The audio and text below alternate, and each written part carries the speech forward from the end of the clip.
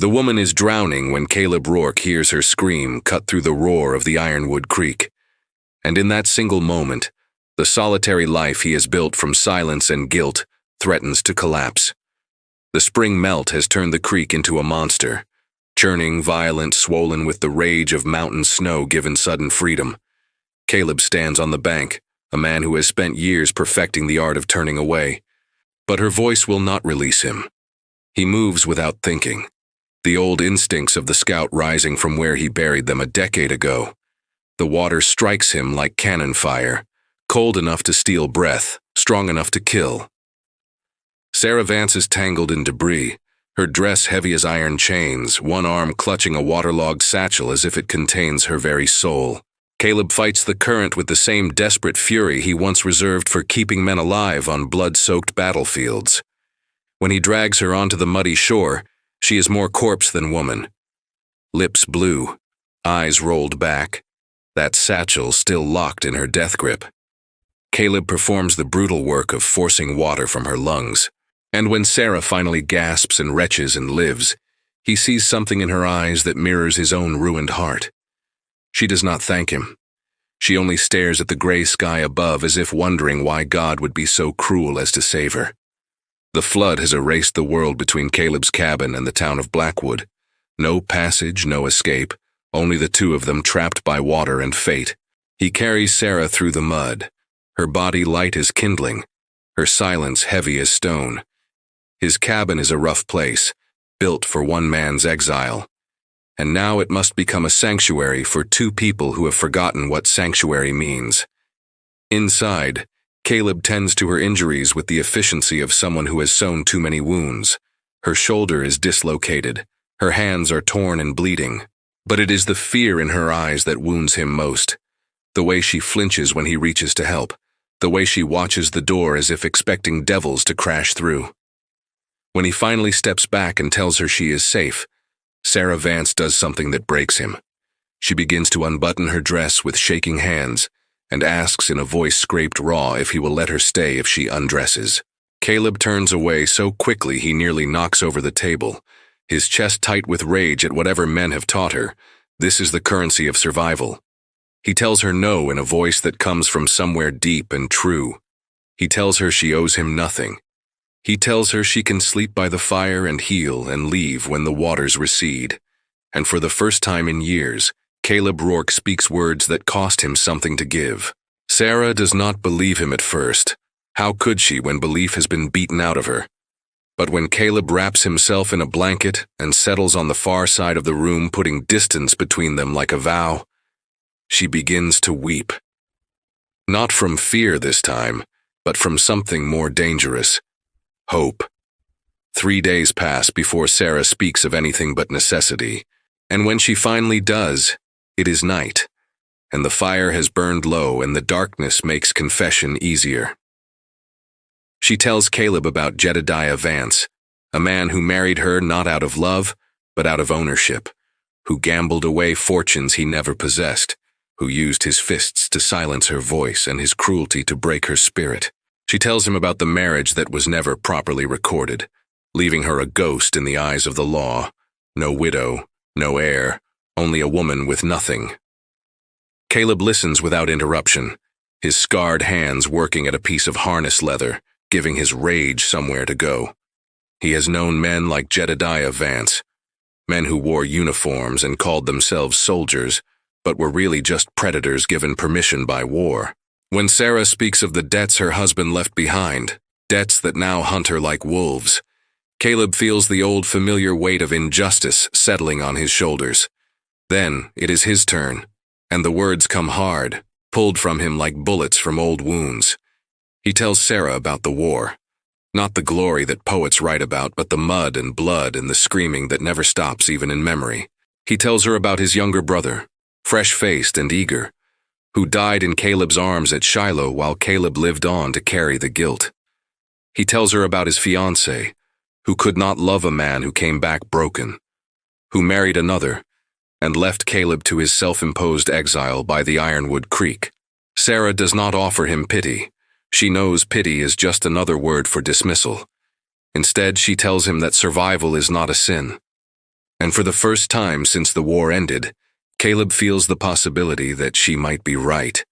They sit together in the firelight, two people who have been hollowed out by different kinds of war, and between them grows something fragile and true. Not romance yet, but recognition, the understanding that they are both refugees from the same cruel country of loss and shame. On the fourth day, they hear hoofbeats, and Caleb knows before the knock comes that their brief peace is ending. Ben, a ranch hand from the neighboring property, brings news from Blackwood that turns Sarah's face the color of ash. Jasper Vance has arrived in town, Jedediah's brother, a man more vicious than his sibling ever was. Jasper is telling everyone who will listen that Sarah stole a valuable inheritance before fleeing, that she is a thief, and possibly worse. The sheriff is organizing a posse. The creditors are howling for blood. Sarah's hands begin to shake so violently that Caleb has to steady her, and she whispers the truth she has been too terrified to speak. The inheritance is a lie. Nothing but a small bag of coins she saved in secret money she earned by selling eggs, and mending clothes her only chance at freedom. Jasper knows this, she says, but he wants her punished for escaping, for daring to survive his brother. He wants her destroyed. Caleb makes his decision in the space between heartbeats. He tells Ben they will ride to Blackwood and face this accusation directly, that Sarah will not run anymore, because running only proves guilt to small minds. But as Ben rides away and Caleb begins to saddle the horses, he sees the doubt written across Sarah's face like a scar. She's learned not to trust injustice, and Caleb is asking her to trust anyway, to risk everything on the belief that truth matters. When he extends his hand to help her mount, Sarah takes it. And in that small gesture of faith, something begins to shift between them. Something that feels dangerously like love. Blackwood receives them like a disease, with fear and suspicion, and the kind of hatred that grows in places where power has replaced principle. Sheriff Morgan is a small man made smaller by his allegiance to money and influence, and Jasper Vance has both. When Caleb and Sarah enter the sheriff's office, Jasper is already there, a man with cold eyes and a smile that never reaches them, dressed in fine clothes bought with his dead brother's debts. Jasper performs his accusations with theatrical precision. He speaks of family heirlooms and stolen inheritance, of Sarah's alleged history of deception, of her moral failures as a wife.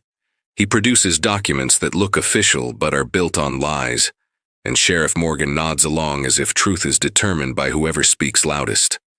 When Caleb tries to defend Sarah, to point out the absence of evidence and the presence of malice, the sheriff warns him about interfering in family matters, as if family is a sacred word that can sanctify any cruelty.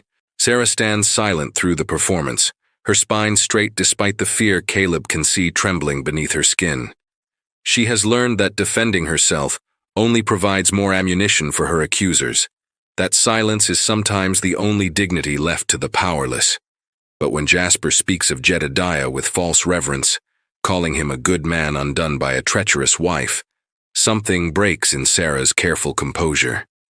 She tells them the truth in a voice like broken glass, that Jedediah was a gambler and a drunk, and a man who beat her bloody for burning his breakfast. The room goes silent, not with shock at the revelation, but with the embarrassed anger of men who do not want to acknowledge such unpleasant truths. Sheriff Morgan tells Sarah that speaking ill of the dead is unbecoming, that women who make such claims are often hysterical. Jasper's smile widens. He suggests that Sarah's wild accusations only prove her instability, her unfitness to manage any inheritance, real or imagined. The trap closes with terrible efficiency.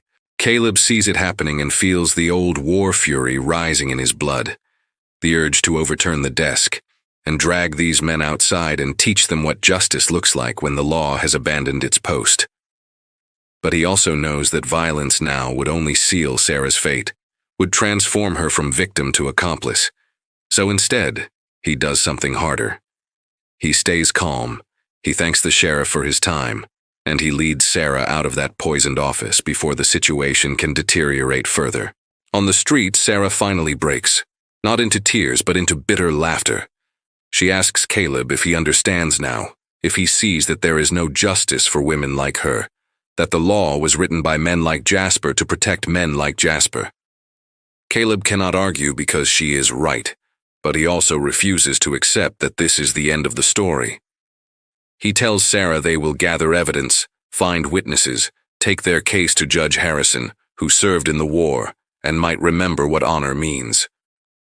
But before they can move, before they can plan, they hear the sound that has haunted refugees since time began, the sound of men gathering with purpose and weapons. Sheriff Morgan has deputized Jasper and his hired men. They are coming.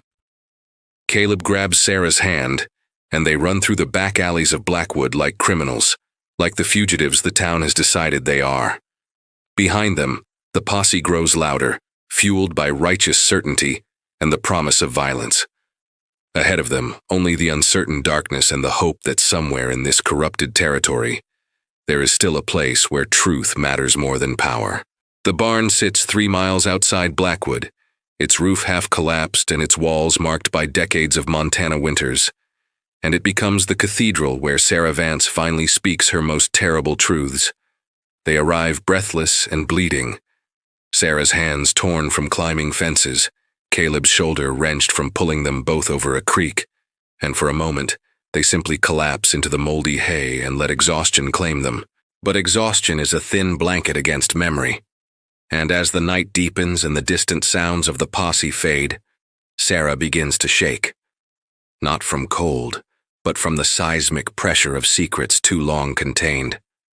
Caleb builds no fire, too risky, so they huddle in darkness, and the darkness makes Sarah brave in the way that confession requires.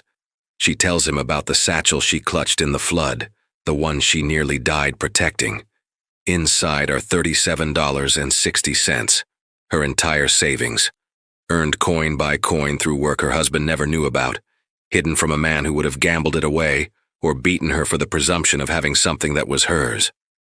This is the inheritance Jasper claims she stole, this pittance that represents her only chance at survival. But it is not the money that makes Sarah weep as she confesses. It is what the money means.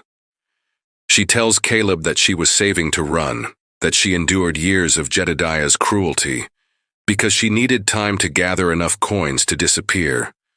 She tells him about the night she planned her escape with the precision of a military campaign, about the hope that sustained her through hell. Then she tells him about Thomas, and her voice becomes something barely recognizable as human. Thomas was her son, born small and early, a consequence of one of Jedediah's rages that left Sarah bleeding and praying. The boy lived 6 weeks, long enough for Sarah to love him with a ferocity that still burns in her chest. Then Jedediah came home drunk one night and shook the crying baby to silence him. And Thomas stopped breathing. The doctor called it crib death. Sarah called it murder. But naming it changed nothing. Her boy was gone, and with him went the last piece of her that believed in the possibility of justice or mercy or God. Caleb listens to this confession with his fists clenched so tight his knuckles crack. And when Sarah pulls off her shawl and shows him her back, the crosshatch of scars from Jedediah's belt, the deeper marks from his knife, the permanent map of her suffering, something fundamental shifts in Caleb Rourke. He has seen battlefields, has walked through the aftermath of atrocities, but this violence inflicted on a woman in her own home, by a man who claimed to love her, strikes him as more obscene than any war crime. Sarah does not ask for his pity or his rage. She only tells him that she understands if he wants to leave her now, if knowing the fullness of her damage makes him regret his protection. She tells him that she is marked goods, broken beyond repair, that men like Jasper are right to see her as worthless. She has internalized so much cruelty that she has become cruel to herself. And this, Caleb realizes, is the worst thing Jedediah and Jasper have done to her. They have convinced her that their evil is her identity. So Caleb does something he has not done since before the war. He makes a vow. He tells Sarah that if Jasper and his men want to take her, they will have to kill him first. He tells her that she is not broken, that survival is not damage, that every scar on her body is proof of her strength, not her worthlessness. He tells her that he will stand between her and anyone who tries to hurt her again, And unlike the promises men have made to Sarah before, this one is sealed not with words but with the fierce certainty of a man who has finally found something worth fighting for. In the darkness of that ruined barn, they reach for each other, not out of desperation or transaction, but out of recognition and choice. Their intimacy is tender and fierce and marked by tears, a communion of two people who have learned that love is not the absence of scars, but the willingness to bear them together. When they finally sleep curled together in the hay, they sleep without nightmares for the first time in years, because they are no longer alone. Dawn comes gray and cold, bringing with it the clarity that love alone will not save them. They need truth, weaponized by testimony and courage. Caleb wakes first, his body instinctively checking for threats, and he watches Sarah sleep for a long moment. This woman who has survived more than most soldiers, who carries her battlefields beneath her skin. When she wakes, they do not speak of the night before except through touch. A hand steadied, a shoulder leaned upon, the small languages of intimacy that require no translation. Their plan is dangerous but necessary. Caleb will return to Blackwood alone, moving through the town's shadows to gather evidence that might counter Jasper's lies. Sarah argues against this with the fierce protectiveness of someone who has lost too much, but Caleb is immovable. He reminds her that he spent years as a scout, learning how to move unseen through enemy territory, and Blackwood is just another kind of battlefield. Sarah relents with visible reluctance, making Caleb promise to return before nightfall, and the desperation in her demand tells him everything about how much she has already come to need him. Caleb approaches Blackwood like a man approaching an occupied fort, carefully watching for sentries, moving during the hours when men are drunk or tired or distracted. His first stop is the saloon, where the barkeep, a man named Dutch who fought at Gettysburg, remembers Caleb from the war. Dutch has no love for Jasper Vance or the lies he's spreading, and after Caleb buys him a whiskey and appeals to their shared history, Dutch provides written testimony about Jedediah's debts, how the man gambled away money he didn't have, how he borrowed from everyone and repaid no one, how even Jasper refused to cover his brother's losses in the end. The second witness is harder to secure, Mrs. Calloway, an elderly widow who lived next door to Sarah and Jedediah. She has seen things through her window that decent people pretend not to notice. The bruises on Sarah's face, the sound of screaming behind closed doors, the way Sarah walked like a woman made of pain. Mrs. Calloway is afraid of Jasper, afraid of what testifying might cost her. But when Caleb tells her that Sarah is in danger, that silence now is the same as complicity. The old woman's spine stiffens. She writes out her testimony in careful script, describing not only what she witnessed of Jedediah's abuse but also what she saw after his death. Jasper breaking into the house, loading a wagon with furniture and belongings that were never his to take. The final piece of evidence comes from an unexpected source. The clerk at the land office, a nervous young man who initially refuses to help until Caleb mentions Judge Harrison's name. The clerk admits that he was pressured by Jasper to falsify records showing that Jedediah had owned property and assets worth inheriting. But the truth is simpler and bleaker. Jedediah died owing more than he possessed, and Sarah was never legally married to him because the man had a wife still living in Missouri. Sarah was not a widow at all. She was simply a woman who had survived a fraud. Caleb gathers these testimonies like ammunition, folding them carefully into his jacket, and as he prepares to leave Blackwood, he feels the weight of hope, that dangerous, necessary thing that keeps people fighting when logic suggests surrender. But hope makes men careless.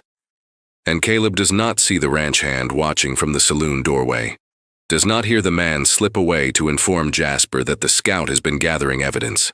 When Caleb returns to the barn just before dusk, Sarah runs to him with relief so visible it makes his chest ache.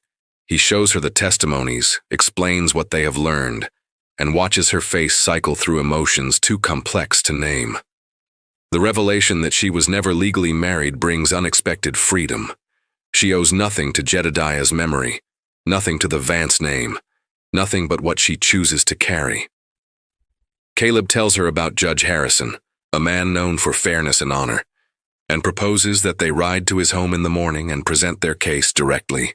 That night, they allow themselves to believe in the possibility of justice.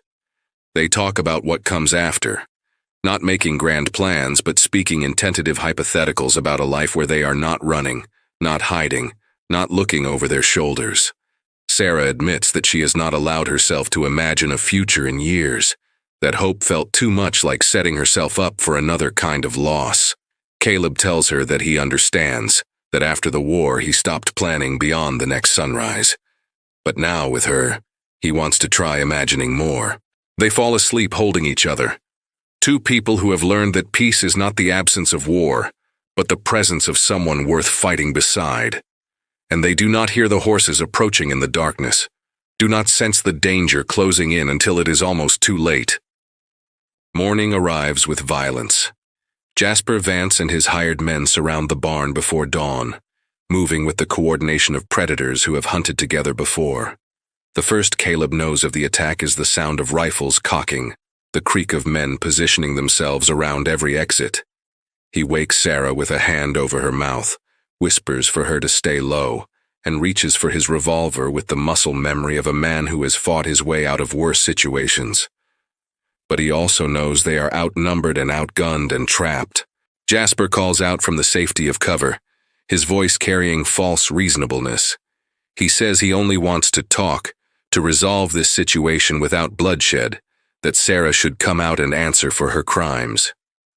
Caleb recognizes the tone. It is the voice men use when they have already decided on violence but want to seem justified.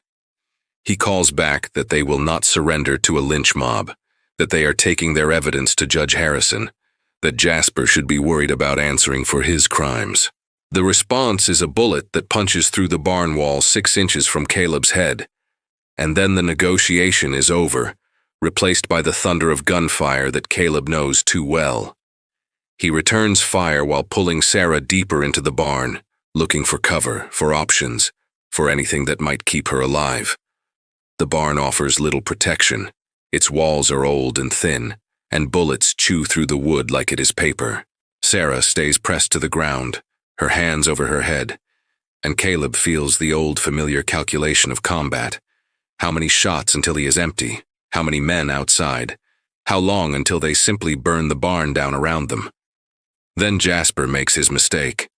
He orders 2 of his men to rush the front door to end this quickly before anyone from town hears the gunfire and asks questions.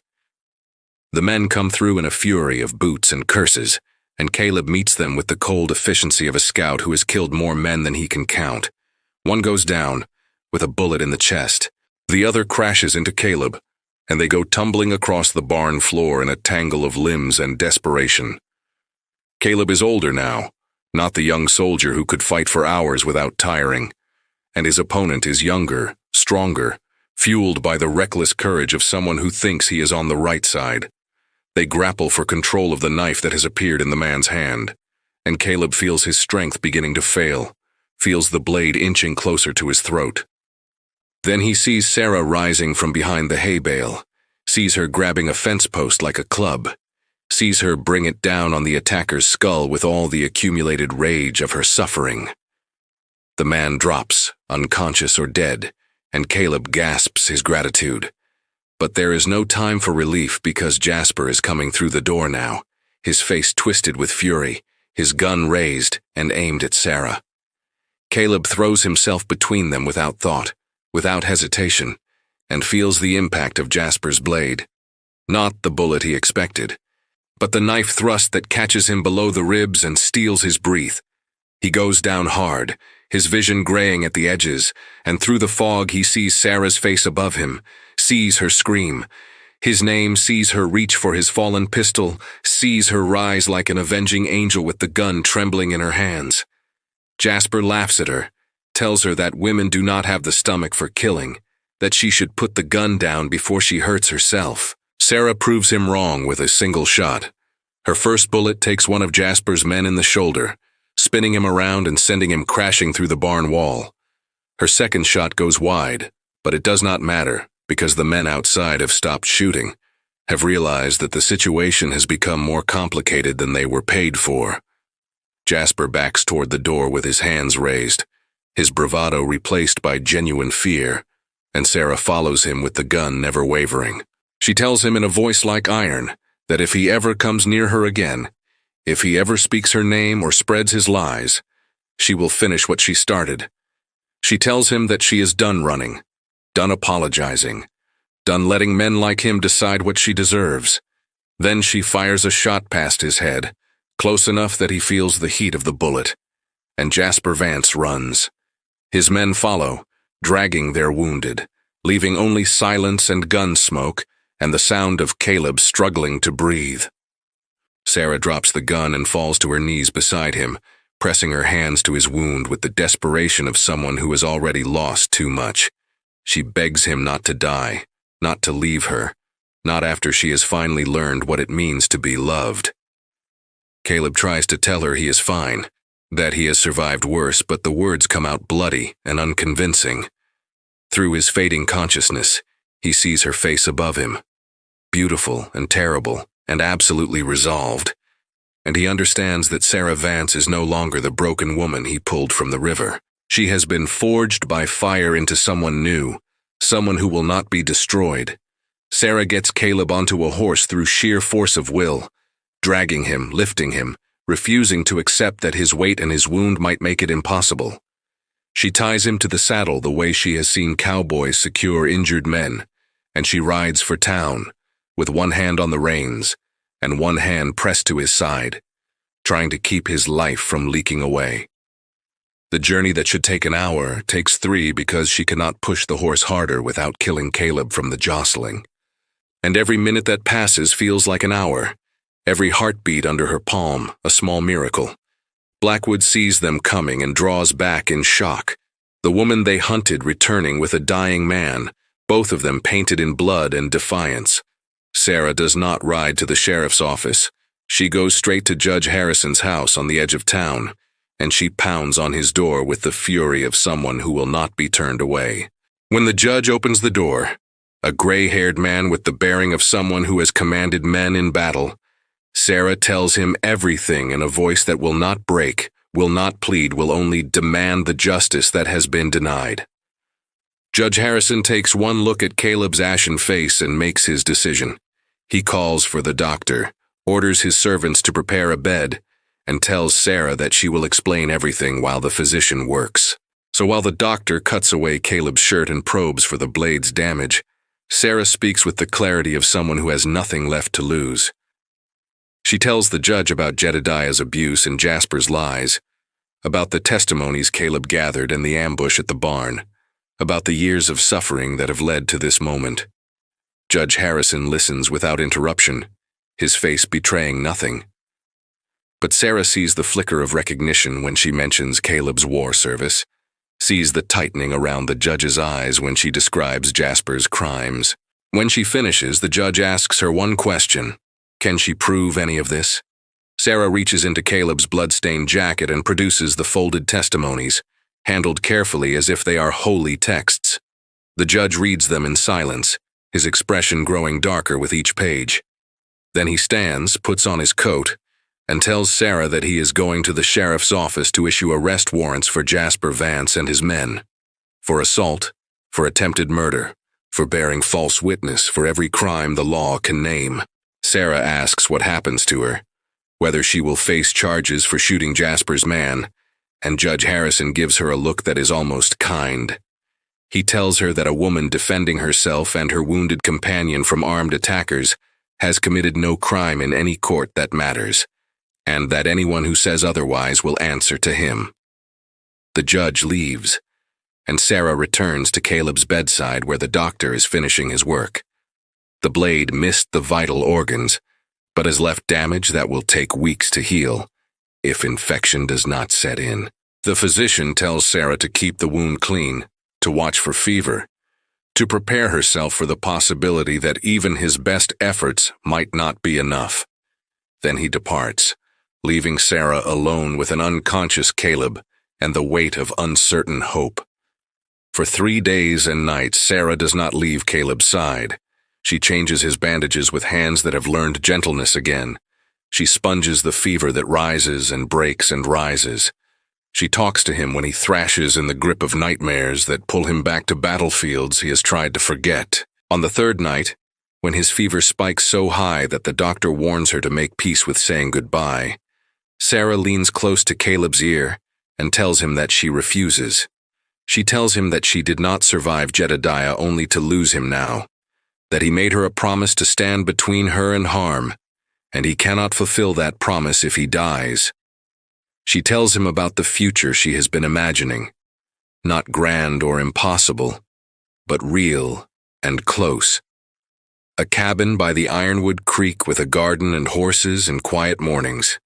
A life where they wake up without fear and sleep without nightmares. A place where her scars and his ghosts can exist without defining them. She tells him that she loves him, not because he saved her, but because he saw her as something more than her damage. Whether it is her words or the doctor's medicine or simple stubborn luck, something shifts. Caleb's fever breaks just before dawn. His breathing deepens, and when his eyes finally open, he sees Sarah's face above him and manages to whisper her name. She breaks then, the tears she has been holding back for days finally spilling over, and she presses her forehead to his chest and weeps with the relief of someone who has been granted a miracle they did not deserve, but needed desperately. In the days that follow, Caleb heals slowly while Sarah brings him news from town. Jasper and his men have been arrested and are awaiting trial. The sheriff has been quietly removed from office for his complicity, and the story of what happened at the barn has spread through Blackwood like wildfire. The town that condemned Sarah now watches her with a mixture of shame and awe, seeing in her a woman who refused to be destroyed. Some apologize. Most simply stay silent. Sarah accepts both responses with equal grace because she has learned that other people's opinions of her worth have no power unless she gives it to them. 6 weeks after the ambush, Caleb can finally stand without assistance. His body still carries the knife's legacy in stiffness and occasional pain, but he is alive, and that simple fact feels like the greatest victory he has achieved since the war. Sarah has moved from Judge Harrison's guest room to a small boarding house in town, working for the seamstress to earn her keep, rebuilding her life one careful stitch at a time. They see each other daily, but always under the watchful eyes of propriety and gossip, and Caleb finds himself increasingly frustrated by the distance. So one morning when his strength allows it, he walks to the seamstress shop and asks Sarah to take a ride with him, and something in his eyes makes her set down her work and follow without question.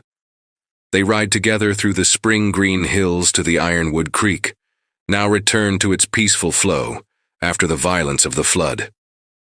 Caleb leads them to a particular spot where a massive cottonwood tree grows at the water's edge, the exact place where he pulled her from the current, and where both their lives changed. He dismounts carefully, his healing wound still tender, and he helps Sarah down with the gentleness that has become their language. For a long moment they stand together looking at the creek, remembering the terror of that day, and marveling at the distance they have traveled since.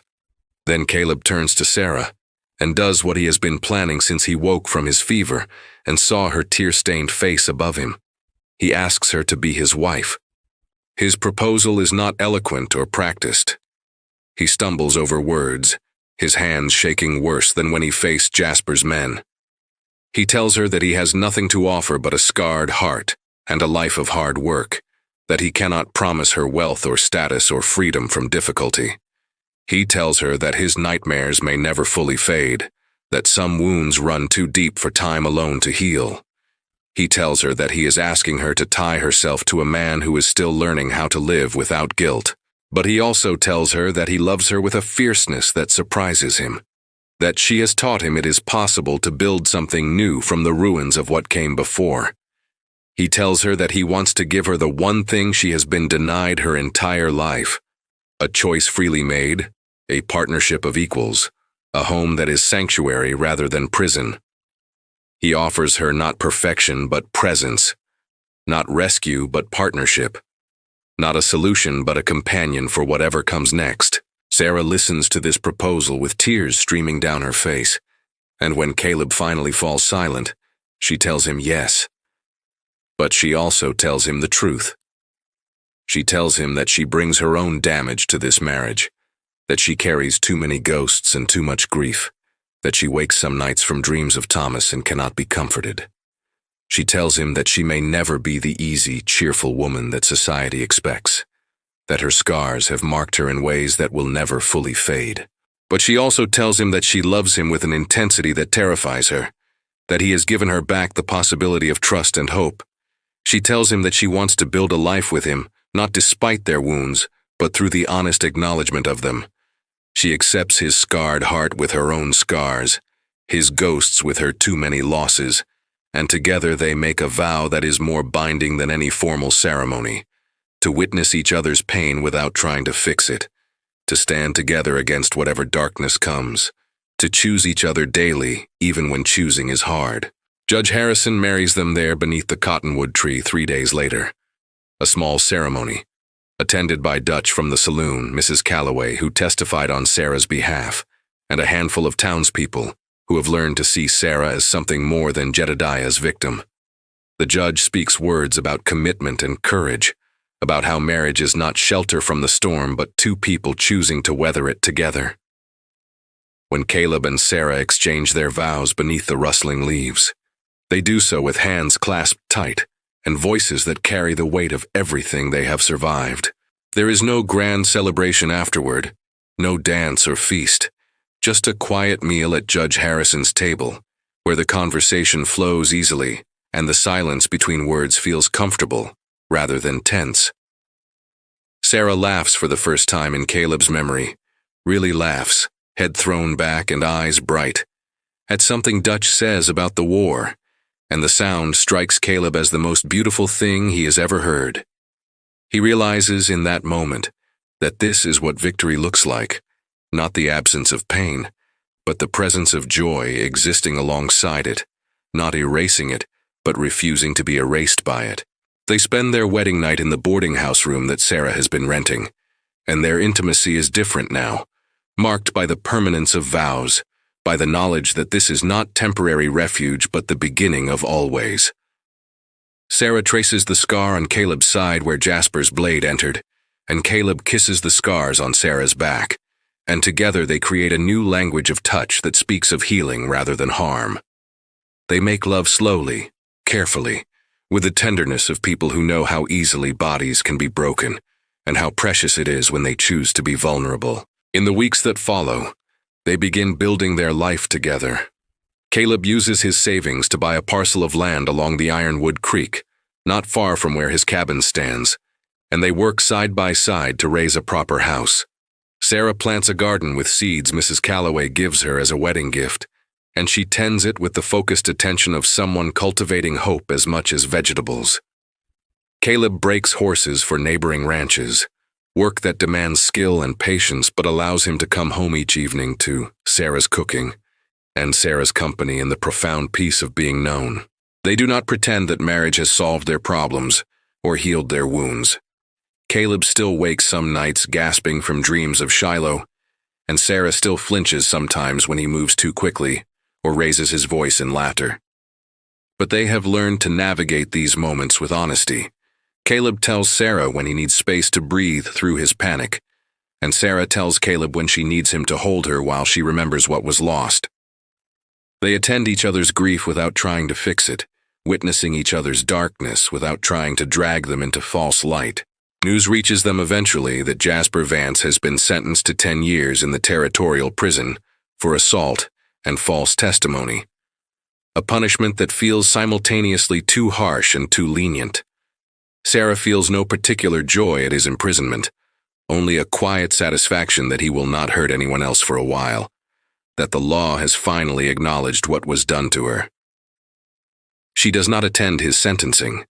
She has learned that closure is not something given by courts, but something built daily through the choice to keep living. On their first anniversary, Caleb takes Sarah back to the cottonwood tree where they were married, and they stand together watching the Ironwood Creek flow past with its eternal patience. Sarah is pregnant now, her body beginning to show the curve of new life, and the knowledge fills her with equal parts terror and wonder. She tells Caleb that she is afraid. Afraid of loving another child after losing Thomas. Afraid that history will repeat itself. Afraid that her body knows only how to create grief. Caleb does not tell her not to be afraid because fear is reasonable and earned. Instead, he tells her that whatever happens, they will face it together.